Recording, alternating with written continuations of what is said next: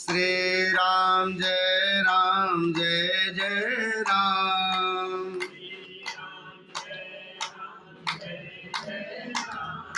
श्री राम जय राम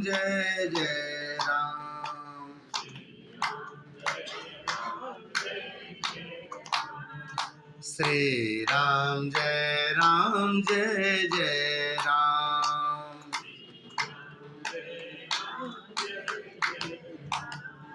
श्री राम जय राम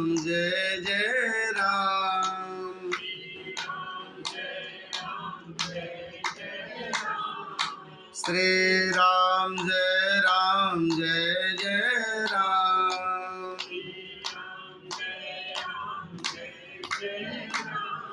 श्री राम जय राम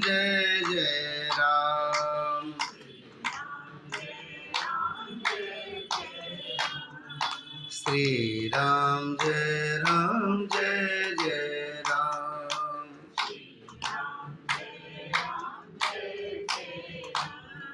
बोलिए भक्तवत्सल भगवान की, श्री किशोरी जी की, श्री हनुमान जी महाराज की, श्री सद्गुरुदेव भगवान की, सर्व संत भक्त वैष्णवन की, गंगा मैया की, गैया मैया की, गिरिराज महाराज की, श्रीमद् भागवत महापुराण की, श्रीमद् भागवत सप्ताह ज्ञान यज्ञ की, श्री व्यास जी महाराज की, श्री सुखदेव जी महाराज की, श्री परीक्षित जी महाराज की, आज के आनंद की।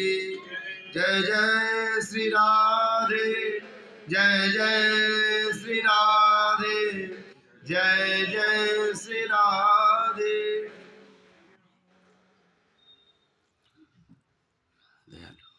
अकारण करुणावरुणालय भक्तवांछा कल्पतरु प्रणुदित अभिनंदित पीताम्बरधारी भगवान श्री कृष्ण, उनकी परम प्रिया से किशोरी जी के असीम अनुकंपा से परम पावन सत्कर्म के रूप में श्रीमद् भागवत सप्ताह की कथा हम सब श्रवण कर रहे हैं श्रोता और वक्ता के रूप में। उस क्रम में आज छठवां दिवस, षष्ठ दिवस है। बारंबार प्रणाम प्रथम श्रोता श्री हनुमान जी के चरणों में, ज्ञाता ज्ञात आए हुए सभी ऋषि मुनि देव के चरणों में प्रणाम करते हुए, श्रोता के रूप में बैठे हुए सभी श्रेष्ठ जन, वृद्ध जन, ब्राह्मण जन, सबको बारंबार नमन करते हुए आइए इस कथा के क्रम में प्रवेश करें।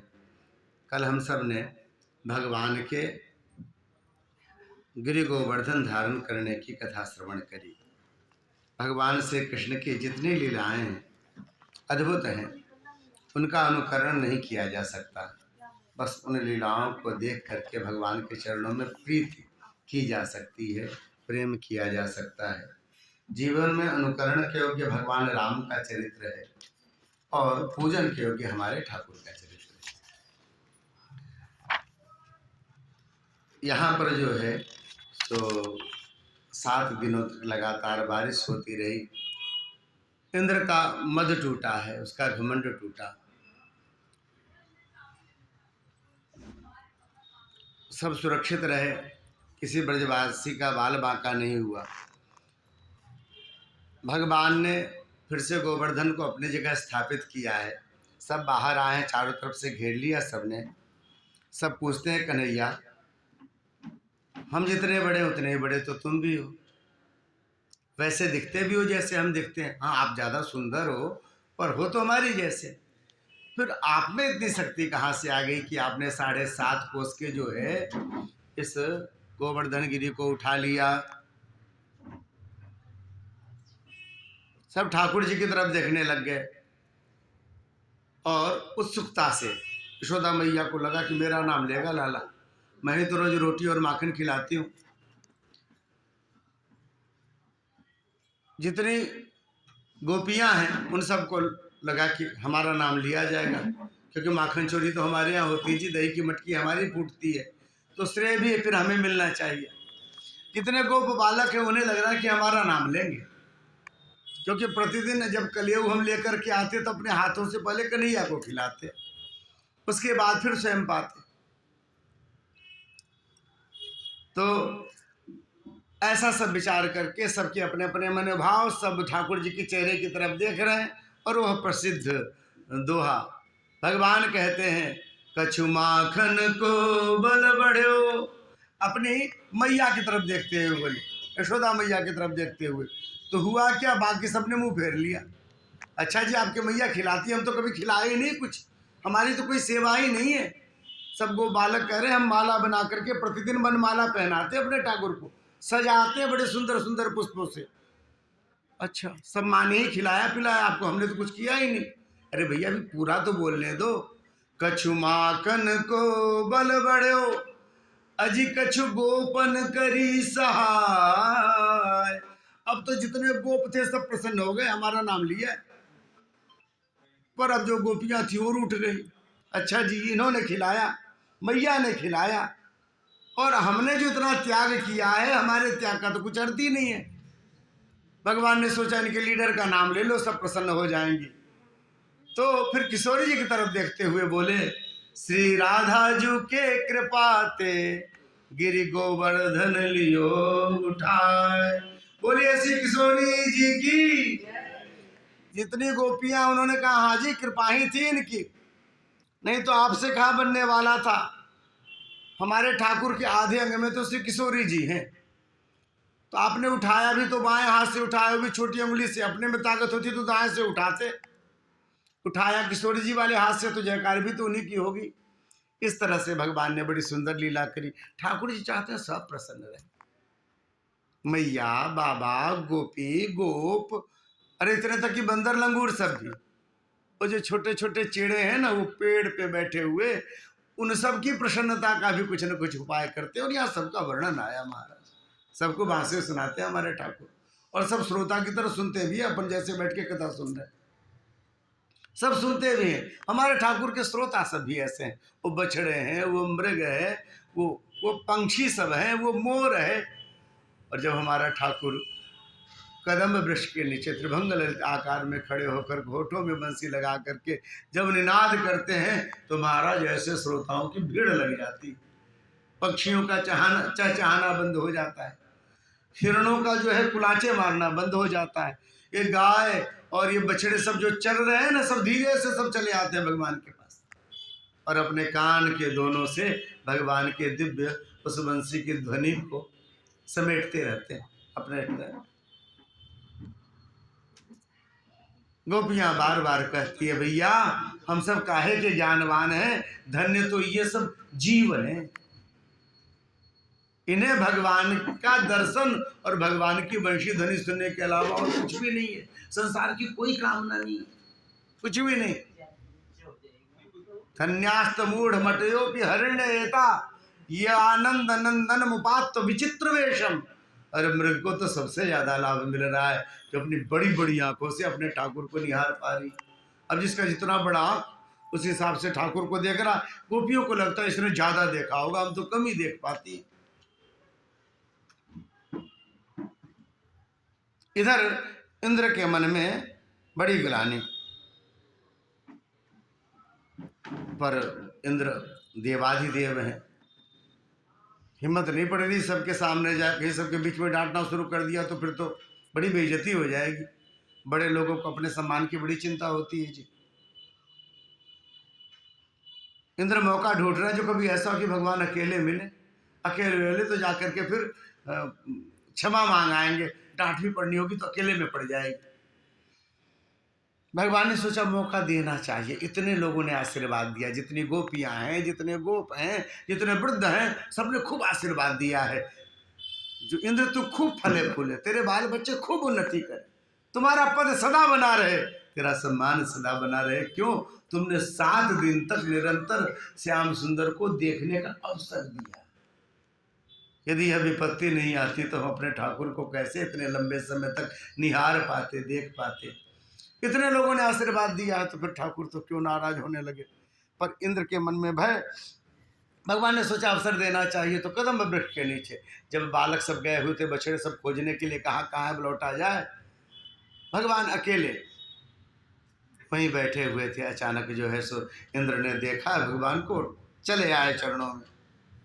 विविक्त उपसंगम्य व्रीड़ितः कृत हेलन पस्पर्श पालयोरणम केटे नारक वर्चसा।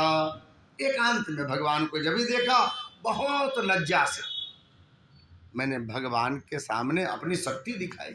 बहुत लज्जा से झुका हुआ आकर के भगवान के सामने सीधे साष्टांग प्रणाम किया है।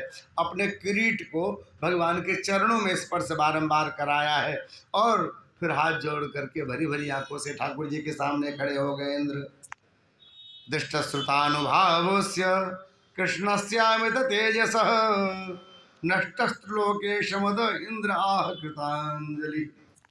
हाथ जोड़ करके इंद्र कहने लग गए। क्या कहते हैं, बहुत सुंदर कहा है इंद्र ने।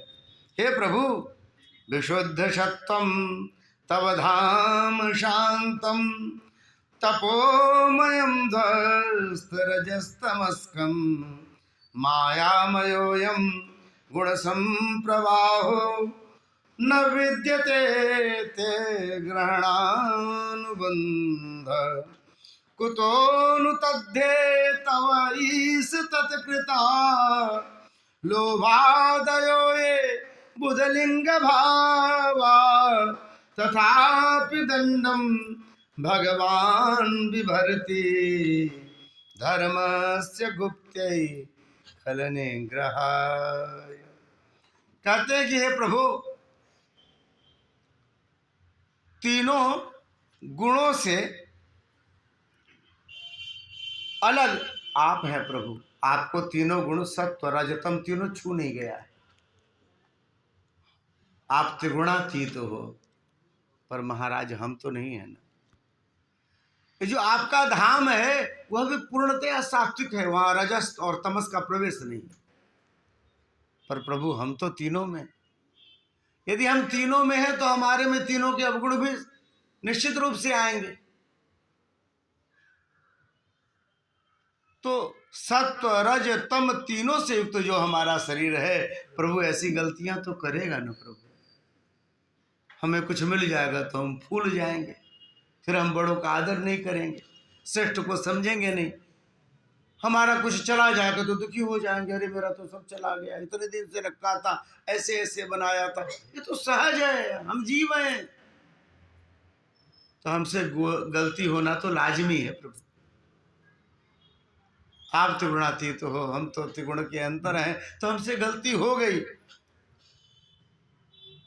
थोड़ा सा कोई प्रतिकूल कर दे तो क्रोध आ जाता है, थोड़ी अनुकूलता कोई कर दे तो उसकी स्तुति करने लग जाते हैं, उसको शाबाशी देने लग जाते हैं। ये सब दुर्गुण हैं हमारे में। इन दुर्गुणों के साथ हम आपके हैं प्रभु, इन सबके साथ आपके हैं। तो हमसे गलती तो हो ही जाती है, पर आप कृपालु हो और आपको मालूम है कि ऐसा हो जाता है, यह समझते हैं आपको, तो हमें क्षमा कर दीजिए। और फिर भी यदि हम न समझें तो फिर तो आप दंड धारणी इसीलिए करते हो। गदा किस लिए रखा है, 2-4 गदा लगा देना। भगवान सुन रहे हैं। हे प्रभु, और ज्यादा क्या कहें। देखो, हमारे लिए तो आप ही माई बाप है। हम जैसे लोगों के लिए कहा जाता है कि इंद्र के पद पे बैठे हुए हैं, बाकी तो अपने अपने मन से कुछ हरकत भी नहीं कर सकते। ना हाथ, न पांव, न मुंह, न कान, कुछ भी नहीं हिलेगा यदि ठाकुर न चाहे तो प्रभु, हमारे जीवन में जो कुछ भी बन पा रहा है, हम जो कुछ भी ऐश्वर्य पा रहे हैं, हम जिस पद पर भी बैठे हुए हैं, समाज में सम्मानित हो रहे हैं, इन सब के पीछे आप हो प्रभु। आप, हमारा कुछ भी नहीं है, बस एक अहंकार मैं हूं और कुछ भी नहीं। पिता गुरुस्तम जगतामधीशो दुरत्तय काल उपात दंड। आप ही माई बाप हो प्रभु, और आपके ही कृपा से सब मिला हुआ है। अब हम ये सब समझ पाए हैं, क्योंकि प्रभु काल के रूप में भी आप हो। संसार का पालन करने के लिए पालन करता भी आप, और दंड देने के लिए भी काल के रूप में भी आप ही का स्वरूप है प्रभु, आप ही हैं। तो प्रभु, हम आपके चरणों में आ गए, और क्योंकि हमें यह मालूम है कि आप जब यह स्वरूप ग्रहण किए हैं, अवतार ग्रहण किए हैं, तो दुष्टों का शासन करने के लिए किए। जिससे गौ की रक्षा हो सके, ब्राह्मण की रक्षा हो सके, पृथ्वी की रक्षा हो सके, सज्जनों की रक्षा हो सके, ऋषि मुनि अपना पाठ पूजा सब नियम से कर सके। इसीलिए तो आपने किया ना प्रभु, इहा खरानाम पितेनु शासनम, दुष्टों का शासन करने के लिए अवतार आपने ग्रहण किया है। तो प्रभु यदि हमारी गलती बनती हो तो दंड दे दो, बाकी है तो आपके चरणों में। और हमारा जैसा स्वरूप है प्रभु, तो गलतियां तो हमसे बार बार हो जाती है। पद पर बैठे व्यक्ति पद का मद न हो, भगवान ऐश्वर्य धन दे दे और धन का मद न हो, ठाकुर जी ने सुंदर बनाया हो, रूप का मद न हो, महाराज कहाँ होता है ऐसा। तो आपने तो बना के रखा था, उसका वह स्वरूप मेरे में दिख गया। अब हम आपके चरणों में हैं। नमस्तुभ्यं भगवते पुरुषाय महात्मने वासुदेवाय कृष्णाय सात्वतां पतये नमः। आपके चरणों में आ गए प्रभु। ये जो हमारा ज्ञान है ना, यह ज्ञान आपके सामने आने से हमारा दूर हुआ है। ये जो मद था, अहंकार था अपने पद का, महाराज आपके चरणों में आकर के दूर हुआ है। अब हम आपके शरण में हैं, जैसा चाहो ऐसा करो, चाहो तो दंड दे दो, चाहो तो क्षमा कर दो, हम आपके चरणों में हैं प्रभु। ताम हम शरणम गतः, मैं आपके चरणों में आ गया। भगवान ने देखा और इंद्र को, और इंद्र भगवान के मुखारविंद को देख रहे हैं, तो देखा ठाकुर जी तो प्रसन्न है, इनके मुख पे कोई भी क्रोध का नामो निशान नहीं है। अब तो मन में थोड़ा सा ढाढ़स हुआ कि भैया लगता है दंड वगैरह नहीं मिलेगा, लगता है ठाकुर जी क्षमा कर देंगे। ठाकुर जी मुस्कुराते हुए बोले, मैं गंभीर है वाचा प्रसन्निधम अब्रवीत। भगवान मुस्कुराते हुए कह रहे हैं कि देखो भैया इंद्र जी, मया ते कार्य मगवन मगभंगो अनुगृहणता मदनुस्मृत नित्यम मत्तस्येन्द्रशियाभिषम। देखो भैया, मेरे द्वारा दिया हुआ शरीर पा करके, मेरे द्वारा दिया हुआ धन पद आदि पा करके जो व्यक्ति मुझको भूल जाता है ना, मुझे यदि उसी धन के कारण भूल जाता है, मेरे द्वारा दिए हुए परिवार के कारण मुझे ही भूल जाता है, मेरे द्वारा दिए हुए संसार में सम्मान के कारण मुझे ही भूल जाता है, तो फिर मैं क्या करता हूँ, जिसके कारण वह मुझे भूला रहता है ना, उसको उसके पास से हटा देता हूँ। यदि धन के कारण उसकी बुद्धि मुझे भूल रही है, तो धन थोड़ी देर के लिए अंतर ध्यान कर दिया। रूप के कारण बहुत अहंकार में है व्यक्ति, मुझे भूल रहा है, तो रूप उसका क्षीण कर दिया। बहुत पद का अहंकार आ गया है, और फिर मेरी अवहेलना बार बार कर रहा है, तो मैं पदच्युत कर देता हूं। मत्तस्येन्द्र श्रिया भृशम, मैं क्या करता हूं महाराज, उस सामग्री से जिसके कारण ये मद आ रहा है, उस सामग्री को उससे अलग कर। संसार में समझ में आता है जो इसके साथ ये तो बड़ा गलत हो गया, पर सही पूछो इंद्र ना, मैं उसका कल्याण करना चाहता हूँ, मैं उस जीव का कल्याण करना चाहता हूँ कि भैया यह शरीर बार बार नहीं मिलेगा, यह जीवा मनुष्य वाली बार बार नहीं मिलेगी। कुल मिला के थोड़ा बहुत तोता मैना बोलते हैं राम राम, नहीं तो महाराज कोई जीव नहीं बोल पाता। भले ही बंदर जैसे दिखते हो आदमी, पर बंदर भी थोड़ी राम राम बोल पाता। ये तो भगवान ने कृपा करके शरीर दी है, और इस शरीर से व्यक्ति महाराज इस जन्म जन्मांतर के प्रपंच से छूट जाए, ऐसा प्रयास करना चाहिए। तो ऐसे व्यक्ति को संसार में समझ में आता, अरे राम राम कितना धन था, इनका धन तो कम हो गया है, ये तो कितने बड़े पद पे बैठे थे, तो लो ये तो इनका तो पद कम हो गया, ऐसा संसार वालों को लगता है। पर सही पूछा जाए तो यह मेरी कृपा ही रहती है, मेरी तरफ से घंटी बजती है कि भैया अपने स्वरूप में आ जाओ, अपने स्वरूप में आ जाओ, अपने आप को समझ लो। तम भ्रंशयामि संपद्यो यस्य चेच्छामि अनुग्रहम। देखिए क्या शब्द है, भगवान करते हैं जिस पर मैं अनुग्रह करता हूँ ना, मैं क्या करता हूँ, उसको उस मद से भ्रष्ट कर देता हूँ, उस संपत्ति से भ्रष्ट कर देता हूँ।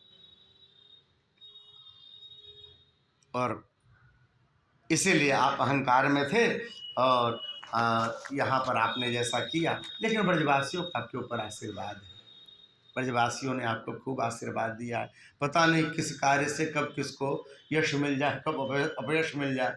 इंद्र ने ऐसा प्रयत्न किया था, इसके कारण तो बड़े अपयश आने थे।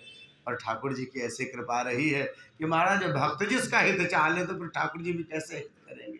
सबने मिलकर के दुआएं की हैं, सबने मिलकर के आशीर्वाद दिया हुआ है। तो ठाकुर जी ने कहा जाओ महाराज, और वहां से गम्यताम शक्रभद्रम वह, हे इंद्र आप जाइए, अपने स्थान पर बैठिए, मेरे अनुशासन के हिसाब से अपने पद के गरिमा को बनाए रखिएगा। ऐसा कह करके उन्होंने कहा क्या जाए।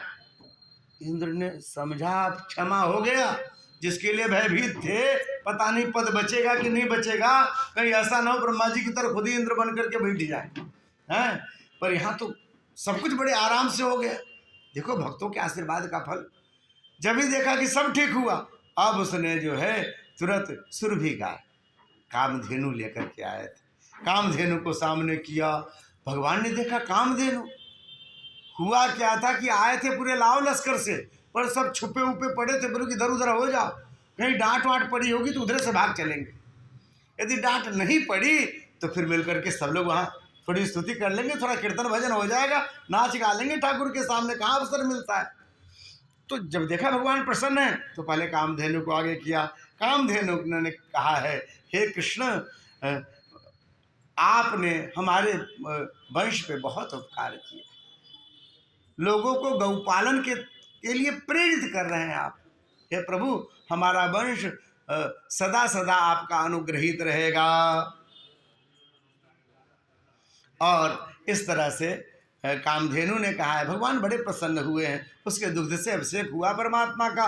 और उसी समय तुम्बरु आदि जितने भी वहाँ पर जो है गंधर्व आदि थे, देवता आदि थे, वे सब प्रकट होने लग गए। चारों तरफ कोई मजीरा लेके, कोई ढोल लेके, कोई दुंदुभी लेकर के सब प्रकट हो गए। अप्सराएं सब प्रकट हो गई हैं। आकाश से देवता सबके विमान दिखने लग गए। लो ये सब तो कोई थे ही नहीं, ये कहाँ से आ गए। पूरा आकाश विमानों से भर गया और स्वर्ग के सुंदर सुंदर पुष्पों को लेकर के आए थे। ऊपर से पुष्पों की बारिश कर रहे हैं। आजकल होता है हेलीकॉप्टर से गिराते, वैसा ही ऊपर से पुष्पों की बारिश हो रही है। और यहाँ सबने मिलकर के खूब झमाझम कीर्तन किया ठाकुर के सामने, खूब नाचे हैं, गाए हैं। तत्रागतास्तुम वरुणार्दादयो गंधर्व विद्याधर सिद्ध चारणा जगुर्यशो लोकमलापम हरे सुरांगना सन तुरमुदान्विता। सब नाचे हैं, गाए हैं, खूब प्रसन्न हुए हैं और भगवान को भी प्रसन्न कर रहे हैं सब गाते हुए। दो क्षण हम लोग कीर्तन कर लेते हैं। कृष्ण गोविंद गोविंद गोपाल नंद लाल कृष्ण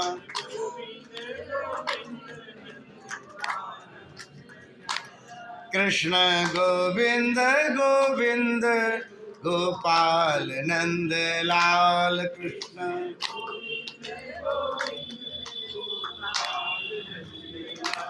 हे गोविंद नंद लाल गोपाल नंद लाल, गोविंद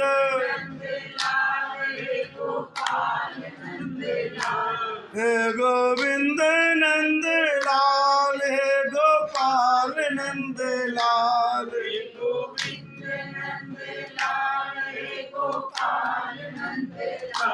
कृष्ण गोविंद गोविंद गोपाल नंद लाल,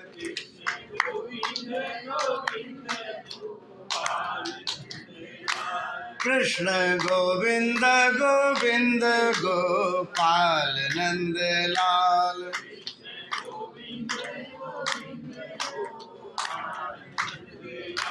हे गोविंद नंद लाल, हे गोपाल नंद लाल,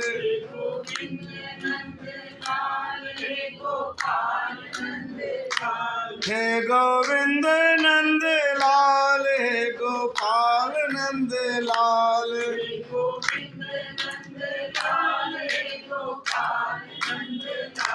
कृष्ण गोविंद गोविंद गोपाल नंद लाल, कृष्ण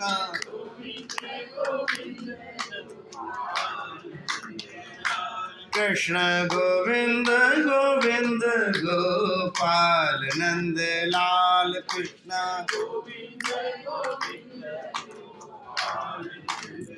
बोलिए नंद के लाला की। तो यहाँ पर इंद्र ने भगवान को प्रसन्न किया है। आगे कथा आती है, एकादश्याम निराहार समभ्यर्च जनार्दनम स्नातुम नंदस्तु कालिंद्या द्वादश्याम जलमाविशत।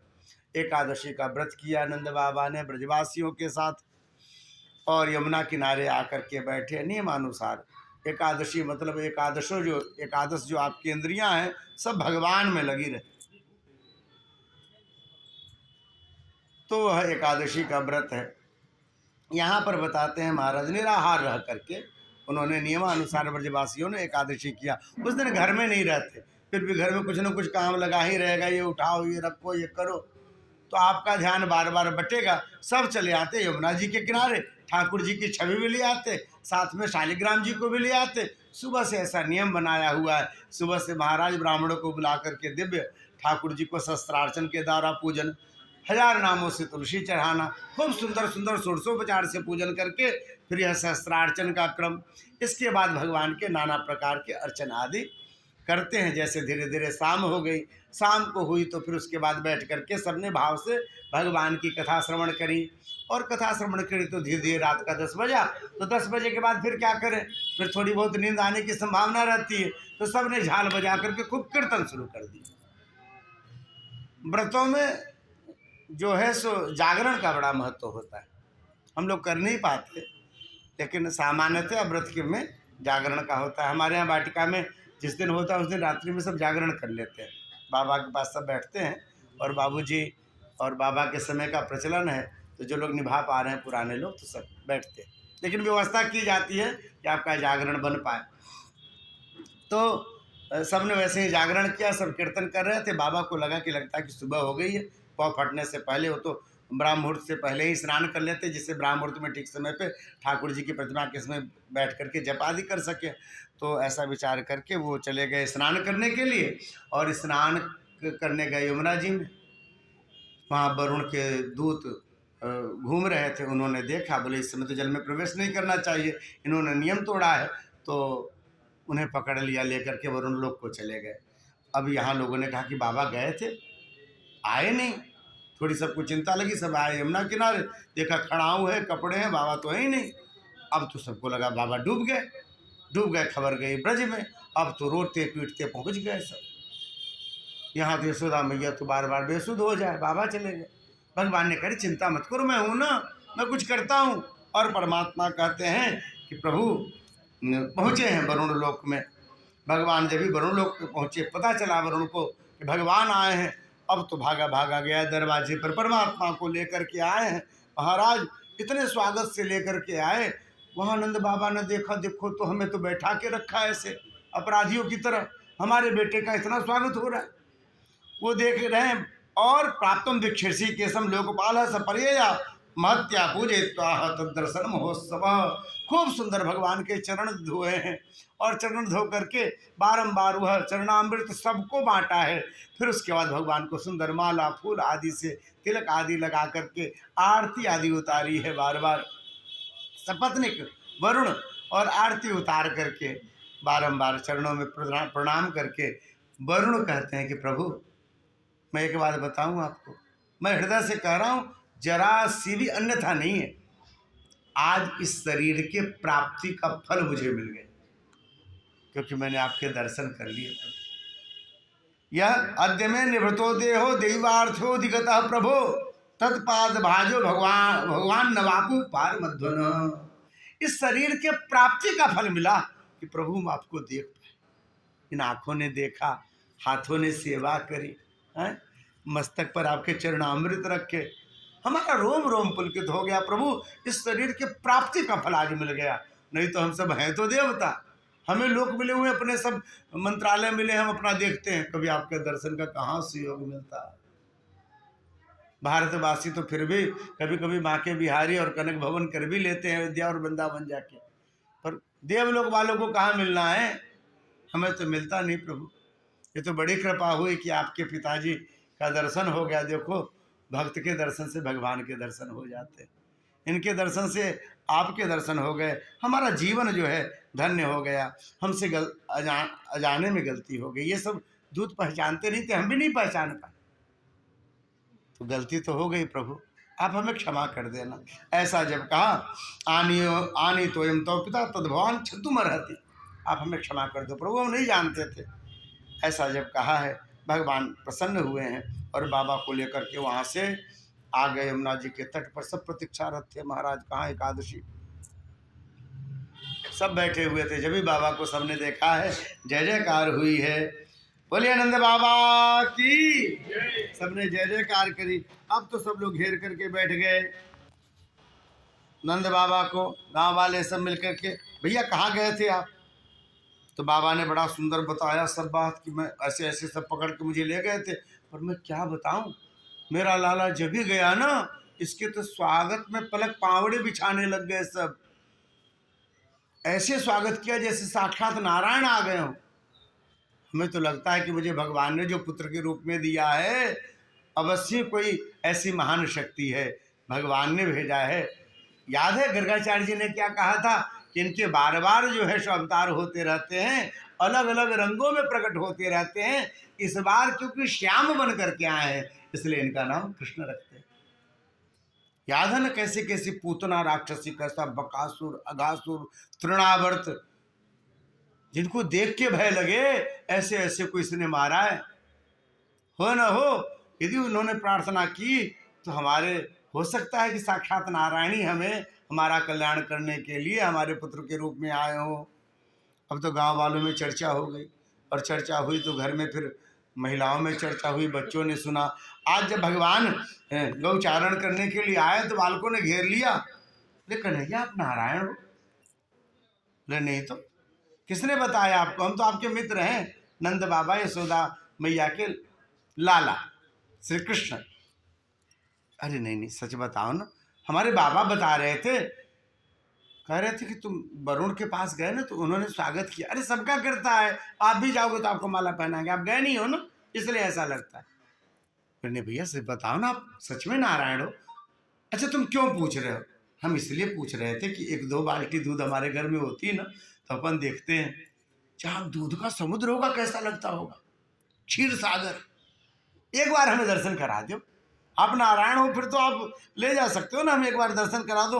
हम देखना चाहते हैं कि दूध का समुद्र कैसा होता होगा, उसमें तो लहरें जो आती होंगी, उसमें तो मलाई आता होगा, घी आ जाती होगी किनारे में ना। भगवान मुस्कुराने लग गए। भाई मन से है, बहुत कुछ सोच सकते, बाकी क्षीर सागर तो क्षीर सागर ही। भगवान ने कहा भैया हमें नहीं मालूम, चलो हम लोग अपना खेलते हैं कुछ। सबने कहा कि नहीं कन्हैया दिखा दो ना, एक बार दिखा दो, क्या फर्क पड़ेगा आपको, हम सब थोड़ा देख लेंगे, खुश हो जाएंगे। भगवान ने कहा नहीं भैया हम नारायण नहीं हैं, हम आपके मित्र हैं, अब हम लोग खेलेंगे। अब इन लोग को मालूम है कि भगवान को मनाया कैसे जाता है। सबने मुंह घुमा लिया, बोले हमें नहीं दिखाओगे तो हम तुमसे बात नहीं करते। सब मुंह फेर के बैठ गए। अब तो ठाकुर जी को रहा न जाए, बार बार सबके कंधे हिला रहे हैं, हाथ जोड़ रहे हैं, अरे बोलो बोलो, कोई बोल ही नहीं रहा है। अब क्या करें? अच्छा ठीक है चलो सब आंखें बंद करो, दिखा देते हैं। अब तो सब बड़े खुश हो गए, सबने झटपट आंखें बंद करी, और जब भी आंखें बंद करी बोले अब आंखें खोलो। जो आंखें खोला सबने, और वृंदावन का दृश्य गायब है जी। सबके सब पहुंच गए दिव्य वैकुंठ धाम। वो जो देखा सबने, उसमें दूध का वह विशाल समुद्र, क्षीर सागर, आंखें फटी की फटी रह गई सब। इतना विशाल धवल, ऐसा तो अपने घर का नहीं होता गाय का दूध, ऐसा धवल समुद्र, और उसमें उठने वाली उत्ताल तरंगे। तब तक श्रीदामा की दूसरी तरफ नजर पड़ी, सबको घुमा रही, इधर देखो क्या है। जो पीछे देखा तो वैकुंठ का विशाल महल, जिन रत्नों को हम अपने अंगूठी में थोड़ा रत्ती भर कुछ ऐसे लगाते हैं, उनके बने हुए वहाँ खंबे, उनकी बनी हुई दीवारें, और वहाँ पर महाराज सुंदर वह स्वरूप देखा चमकता हुआ, वैसे ही हंस के जोड़े, वैसा ही सरोवर, जो देखे भौचक्क रह गए। दरवाजे पर गए, वहाँ पर देखा जय विजय खड़े दोनों, बड़े सुंदर सुंदर से पार्षद भगवान के। और जब ऐसे दरवाजे में झांका तो देखा अरे काली से भी कोई भयानक सांप है। बोले हाँ शेष होगा, उसके ऊपर लेटे हुए अपने कन्हैया को देखा है। महाराज हृदय तो समझो बल्लियों उछलने लग गया, इतना प्रसन्न हो गए, अरे हमारा कन्हैया है। देखो हमारे साथ खेलता कूदता था। और देखो कितने बड़े। एक ने आवाज लगाई, ओ कन्हैया, ओ श्याम सुंदर। जय विजय दोनों ने डपट दिया उन्हें, चुप रहो, हमारे स्वामी हैं, मालिक, ऐसे नहीं बोलते। अब तो बेचारे डर गए, मूछ वाले दोनों बच्चे सब डर गए। एक बार उन्हें देखे, एक बार कन्हैया को देखे, ठाकुर जी हमारे ऐसे, लक्ष्मी जी पांव दबा रही। बोला ये अच्छा नहीं, हमें वैकुंठ नहीं चाहिए। बोले क्यों? बोले ऐसा वैकुंठ किस काम का जो हम कन्हैया को देख न सके, कन्हैया हमें न देखे। इससे अच्छा तो अपना वृंदावन है, हम जैसे चाहे कन्हैया से बात कर सकते हैं, खेल सकते हैं, उसे अपने कंधे पे बैठा सकते हैं, उसके कंधे पे खुद बैठ सकते हैं, जैसा मन हो वैसा कर सकते हैं। इससे लाख गुना अच्छा हमारा वृंदावन है, हमें वैकुंठ नहीं चाहिए। ऐसा कहते हुए सबने आंखें बंद कर ली। हमें तो कन्हैया समीप में चाहिए। जब ही आंखें बंद करी रोने लग गए। अचानक ठाकुर की आवाज़ सुनाई दी है, अरे श्रीदामा आंखें खोलो। और जब ही आंखें खोली तो देखा वृंदावन है। चारों तरफ से सब लपट गए ठाकुर जी को। बोले कन्हैया हमें कोई वैकुंठ नहीं जाना, बस हम तुम्हारे साथ रहना चाहते हैं, सदा सदा से आपके साथ रहना चाहते हैं। बोले भक्तवत्सल भगवान की। इस तरह से परमात्मा की दिव्य सुंदर सुंदर लीलाएं आप श्रवण कर रहे हैं। महाराज आश्विन मास का शुक्ल पक्ष की पूर्णिमा, जिसे शरद पूर्णिमा कहते हैं, वह तिथि आई है।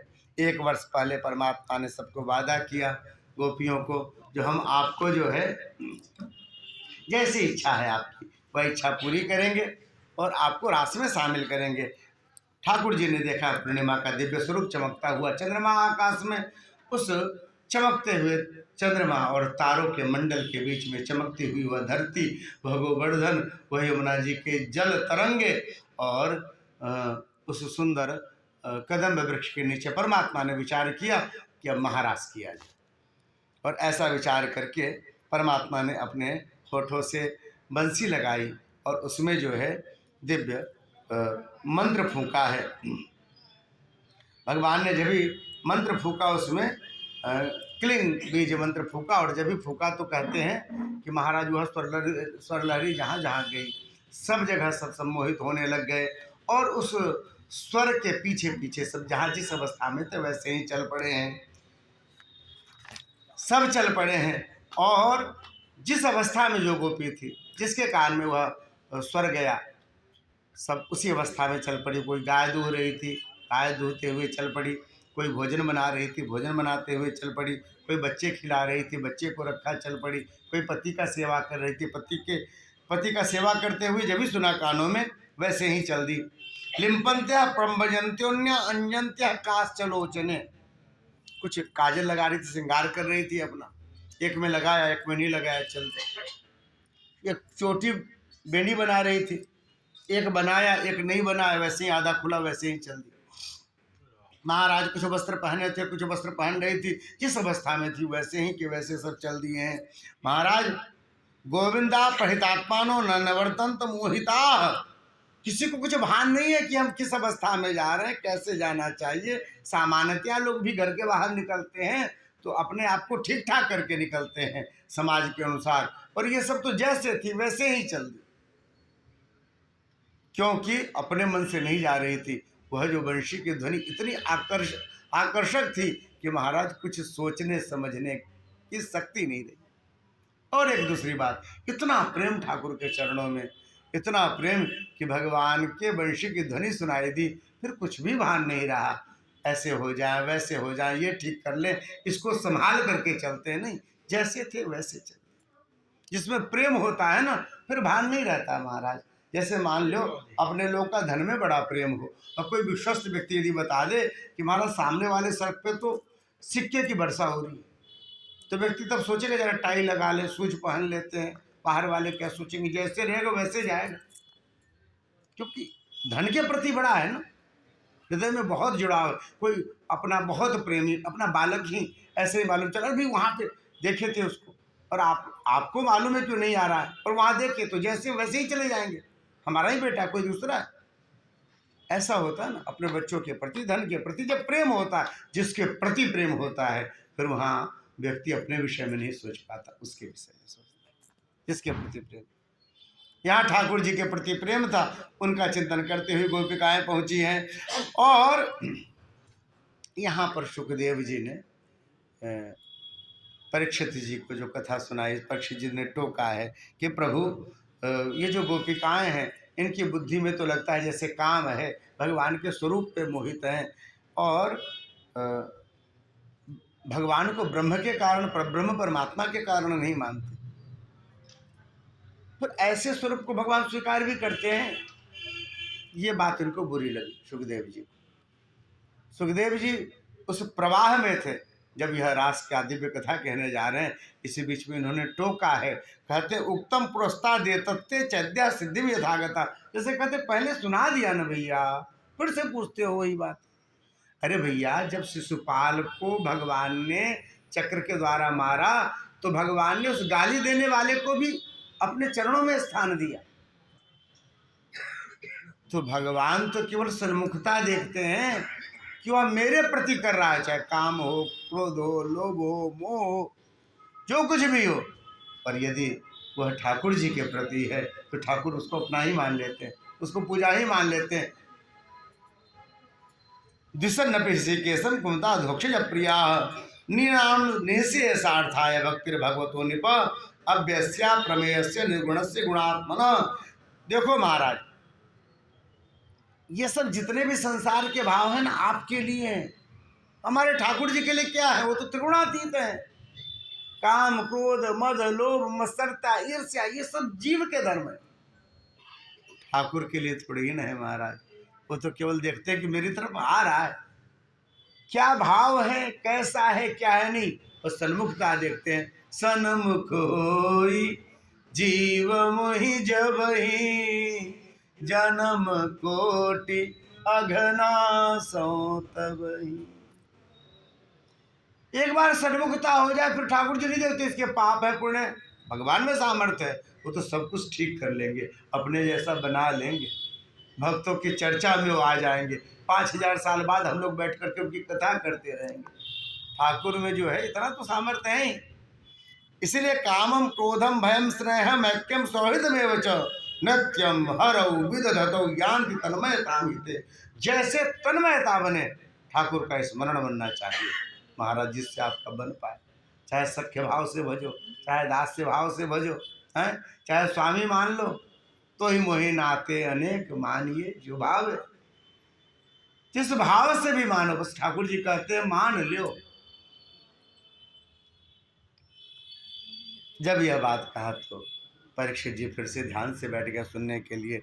सब पहुंची हैं गोपिकाएं, भगवान फोटो में बंसी लगाए बंशी निनाद कर रहे हैं। लाखों गोपिकाओं का जमघट, भगवान की आंखें बंद है। अचानक ठाकुर जी ने बंसी बजाना छोड़ा है, आंखें खोली, देखा सामने इतनी सारी गोपिकाएं।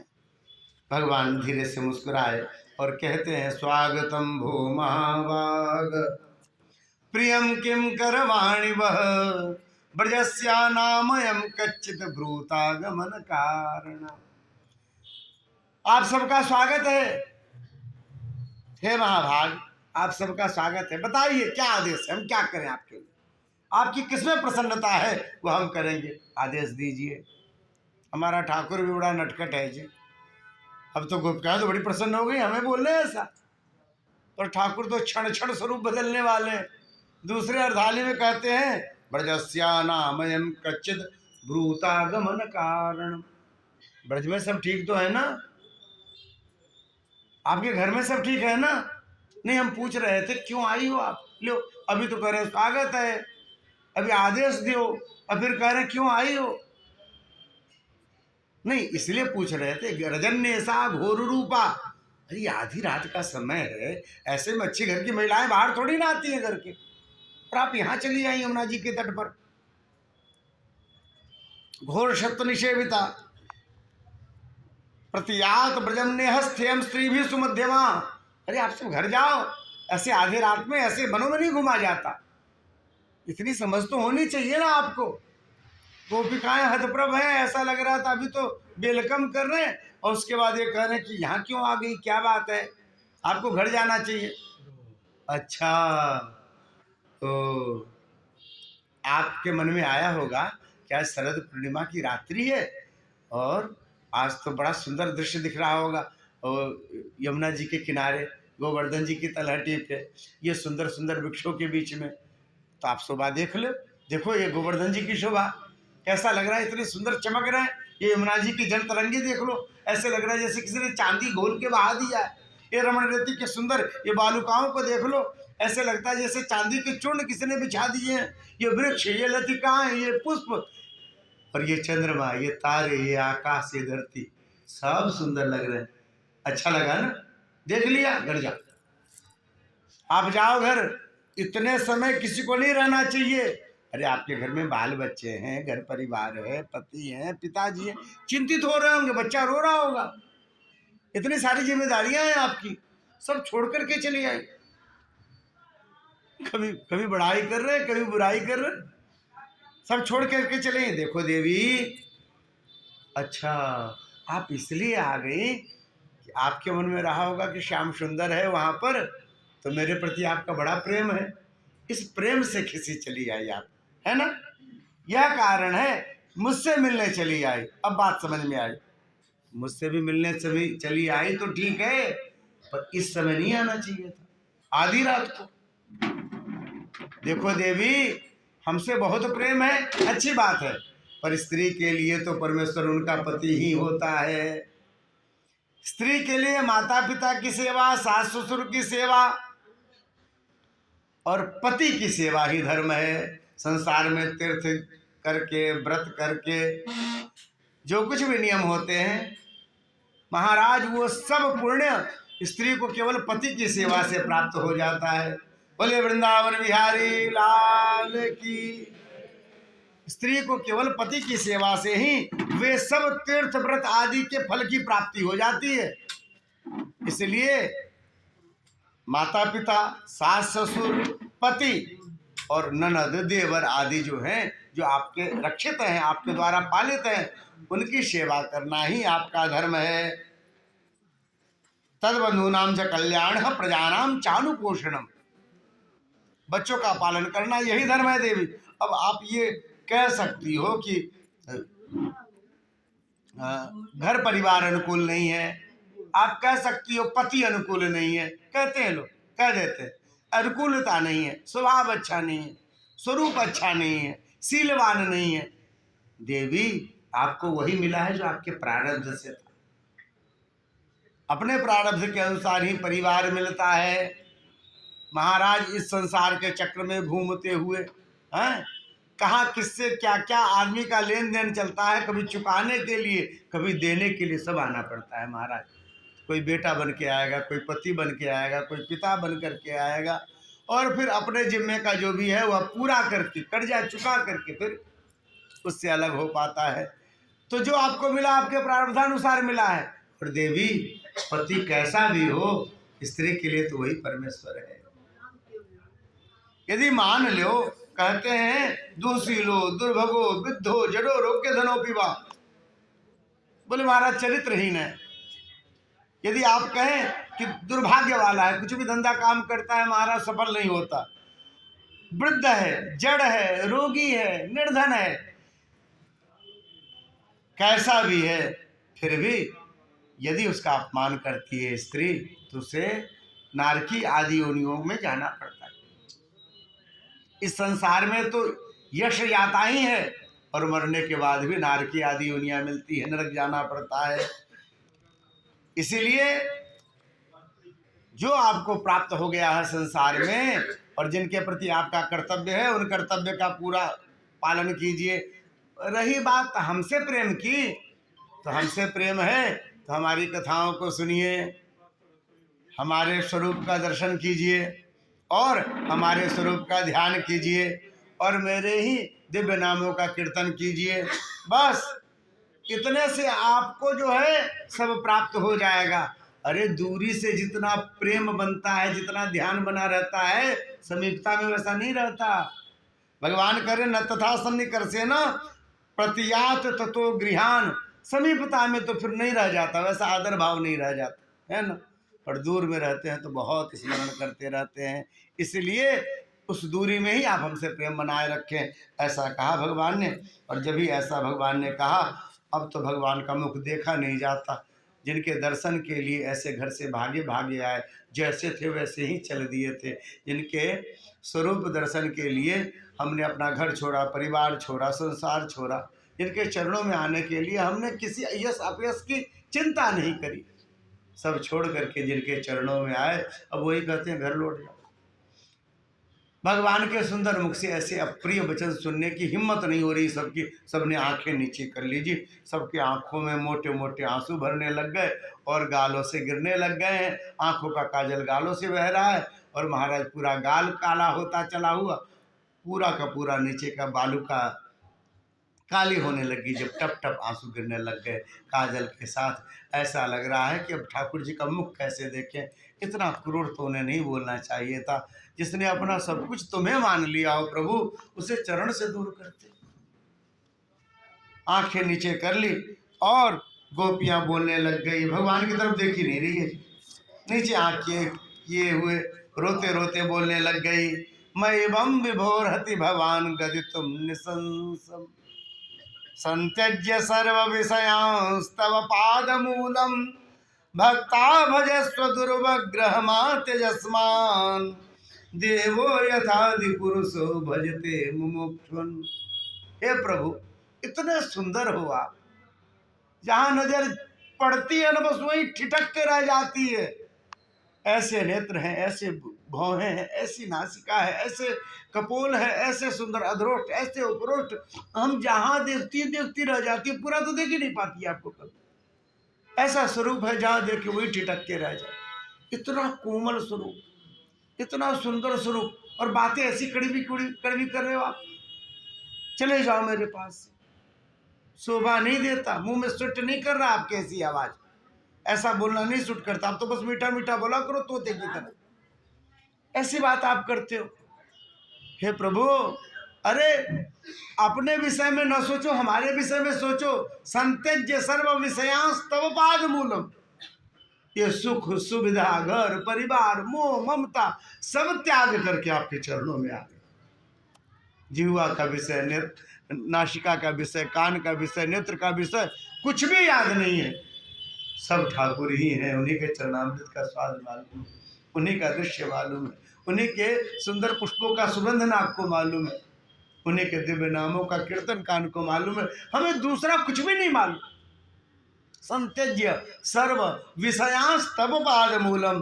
हे प्रभु, हम तुम्हारे हो गए, हम तुम्हारे भक्त हो गए। भक्ता भजस्व, आप हमें अपने चरणों में रख लो प्रभु। हम आपके कृपा भाजन बन जाए, हमें अपने चरणों से दूर मत करो। हम वैसे आपको चाहते हैं जैसे कोई सन्यासी सब छोड़ करके केवल ब्रह्म का चिंतन करता है। हमारे तो ब्रह्मा विष्णु महेश जौन कुछ हो तुम ही हो। हम आपके बिना तो एक क्षण भी दूसरे को नहीं सोच पाते। हम आपके चरणों में चले आए हैं प्रभु, अब हमें लौटने के लिए आप मत कहिए। आपने कहा ना कि पति, माता, पिता, सास, ससुर, देवर, ननद, इन सब की सेवा करनी चाहिए, ठीक है ना। हमने किया, आपको कोई शिकायत का मौका मिला? जब तक हम घर में थे हमने सब किया प्रभु। जैसे सास ससुर की सेवा करनी, जब माता पिता की सेवा करनी, पति की सेवा करनी, बाल बच्चों का लालन पालन, गौ भैंस सब देखा हमने। आपको कोई शिकायत का मौका नहीं दिया। पर प्रभु जब एक बार वो सब छोड़ के चले आए, आपके चरणों में आ गए। वो नाटक होता ना, नाटक में किसी को पार्ट मिलता है, हरिश्चंद्र बन गया, कोई तारामती बन गई, कोई लड़का रोहित बन गया। वो जब पार्ट करते हैं तो महाराज उसको देख करके सब श्रोता रोने लग जाते हैं। जब कल्लू डोम के यहाँ वहाँ पर कहते हैं कि नहीं, मैं तुमसे बिना टैक्स लिए हुए, चाहे हमारा ही बेटा क्यों न हो, मैं तुम्हें नहीं यहाँ पर दाह संस्कार करने दूंगा। और जब ऐसा कहते हैं, कौन नहीं रोता है महाराज उस स्वरूप को देख करके। यह हरिश्चंद्र की सत्य की परीक्षा होती, वो देखते हैं सब रोते हैं। और जब भी वह नाटक पूरा होता है, पर्दा गिरता है, तो हरिश्चंद्र अपने घर जाते हैं, तारामती जो बने अपने घर जाते हैं, वो रोहित अपने घर जाता है। ऐसा ही होता है। तो भगवान, आपने हमें इस स्वरूप में जब भेजा था, जो पार्ट आपने दिया बेटी का हमने अच्छे से किया, बहू का पार्ट अच्छे से किया। आपने हमें माँ बनाया तो हम उस माँ के पार्ट को भी अच्छे से किए। अब आपका यह पर्दा जो है गिर चुका है। हम तो सदा सदा से आपके थे, आप ही के चरणों से आए थे, अब हम आपके चरणों में पुनः आ गए हैं, हमें संसार में वापस मत भेजो, हमें नहीं जाना।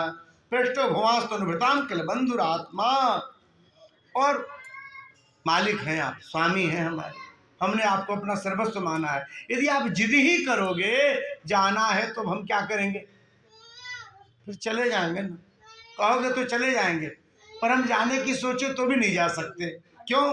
क्योंकि प्रभु यह जो चित्त है ना, चित्त जो पूरे शरीर का संचालन करता है, यह चित्त तो आपके चरणों में लग गया, तभी तो आपको लोग चित्त चोर कहते हैं।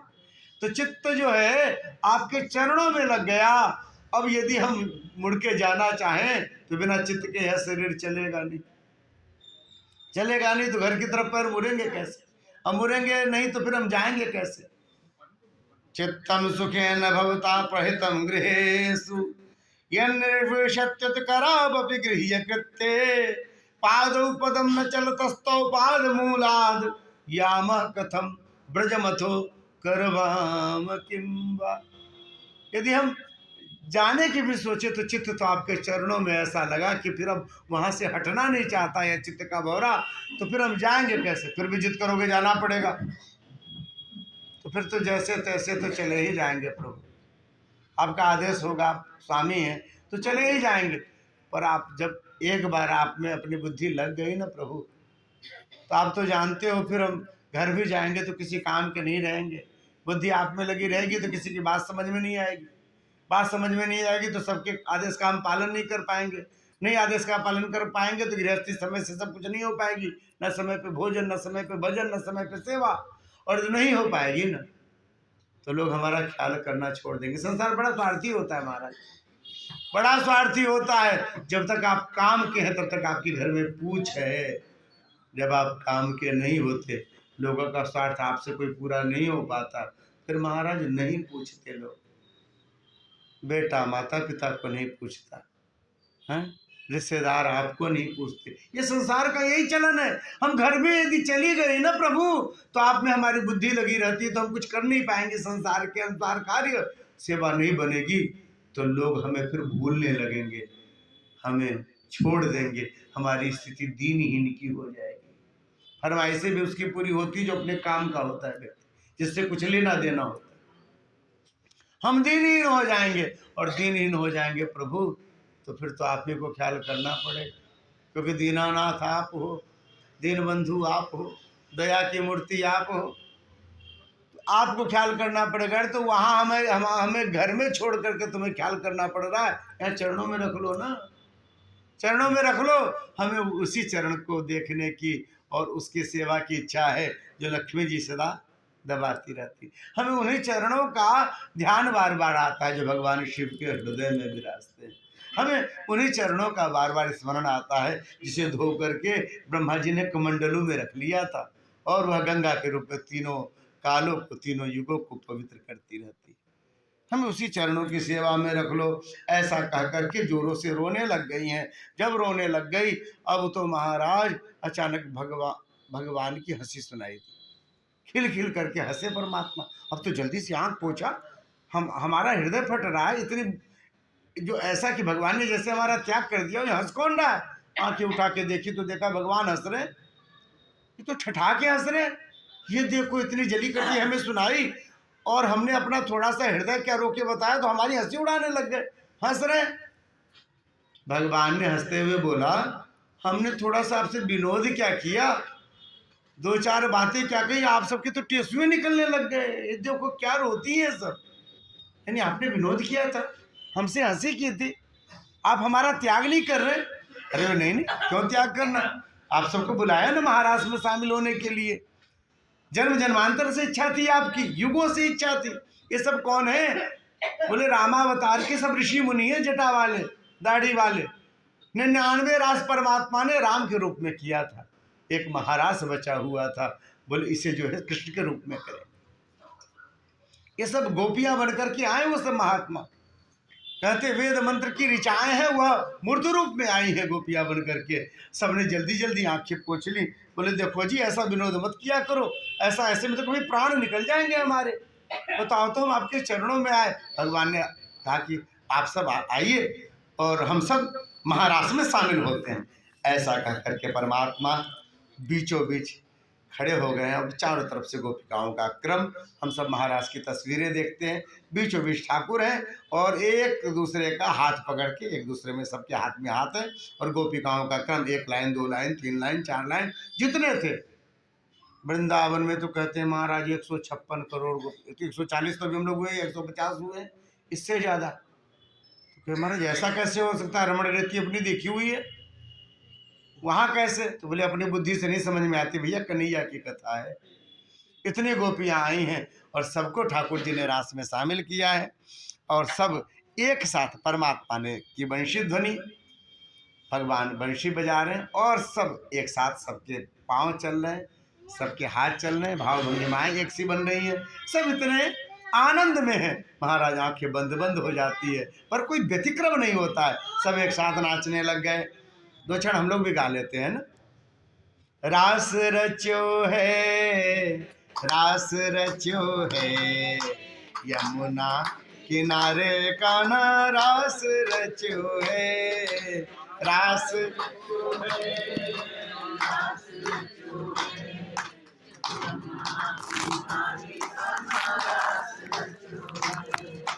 रास रचो है, रास रचो है, यमुना किनारे कान्हा रास रचो है, रास रचो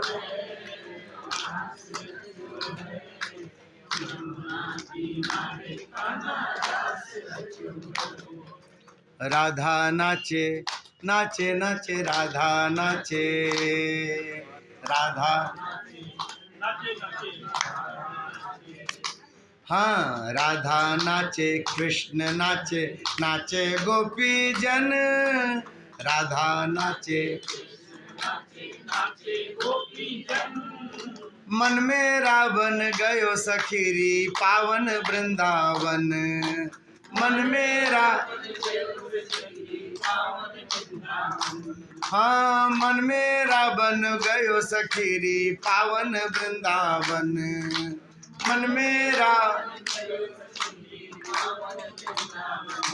हाँ, रास रचो है, रास रचो है, यमुना किनारे कान्हा रास रचो है, रास रचो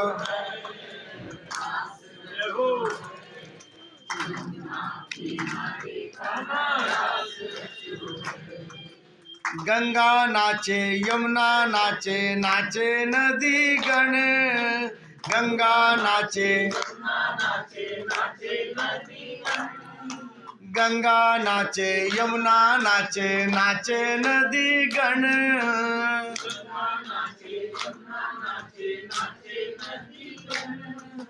मन मेरा बन गयो सखीरी पावन वृंदावन, मन मेरा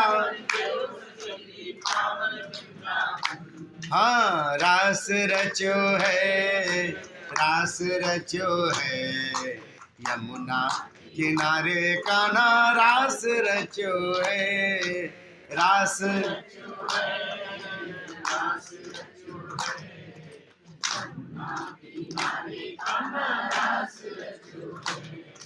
ब्रह्मा नाचे, विष्णु नाचे, नाचे देवगण, ब्रह्मा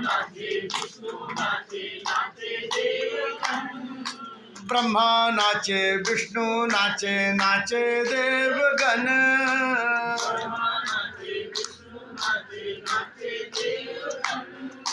मन मेरा बन गयो सखीरी पावन वृंदावन, मन मेरा हाँ, रास रचो है, रास रचो है, यमुना किनारे कान्हा रास रचो है, रास रचो, रास रचो, यमुना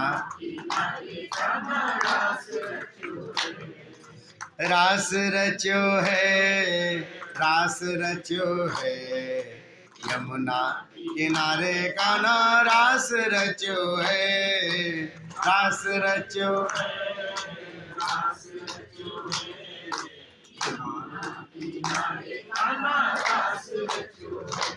बोलिए रास बिहारी भगवान की, महारास महोत्सव की।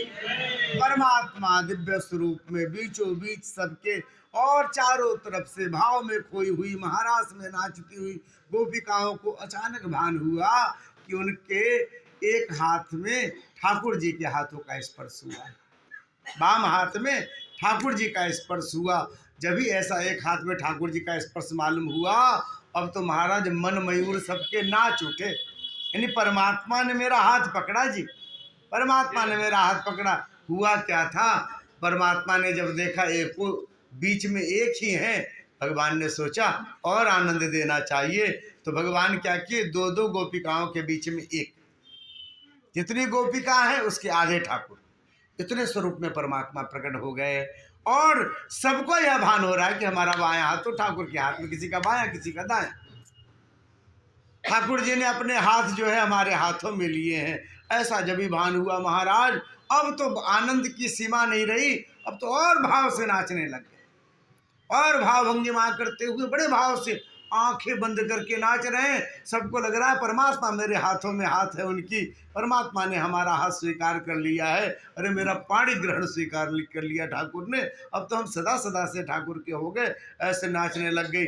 अचानक ठाकुर के मन में आया और आनंद देना चाहिए, अब तो जितनी गोपिका उतने ठाकुर बने, और दोनों हाथ सबके ठाकुर के हाथ में आ गए।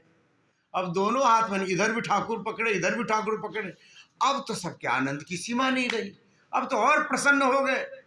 और ऐसी प्रसन्नता हुई कि सौभाग्य का मद आ गया। लगता है मैं भगवान को सबसे प्रिय हूँ, तभी तो मेरे दोनों हाथ ठाकुर के हाथ में है।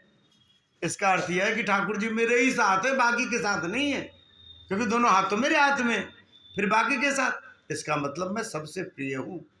और जब ही सौभाग्य मद, यह सौभाग्य मद हुआ, तो कहते हैं अचानक ठाकुर का स्पर्श हाथ से गायब हो गया, भगवान अंतर ध्यान हो गए। प्रसमाय प्रसादाय तत्वांतर धीयत, वहाँ पर ठाकुर जी अंतर्हित हो गए। और जब ही अंतर्हित हुए तो जैसे लगता है कि हाथों से सब छूट गया, हमारा प्राण, हमारा जीवन, हमारा धन, हमारे सर्वस्व हैं, सब छूट गए। ठाकुर जी ही तो सब कुछ है, सब छूट गए। महाराज झट से आंखें खुली, आंखें खुली तो देखे कहीं यही नहीं, अरे हमारे दोनों हाथ थे उनके हाथों में, सब एक दूसरे को यही कह रही हैं, हमारे दोनों हाथ थे उनके हाथों में, कहाँ छोड़ के चले गए हमें। चारों तरफ खोजने लग गई। गत्य अनुराग स्मृत विभ्रमे क्षितर मनोर बालाप विहार विभ्रमई आक्षिप्त चिंता प्रमदार मापते स्तास्ता विचेष्टा जगृहुस्तदाम्बिका।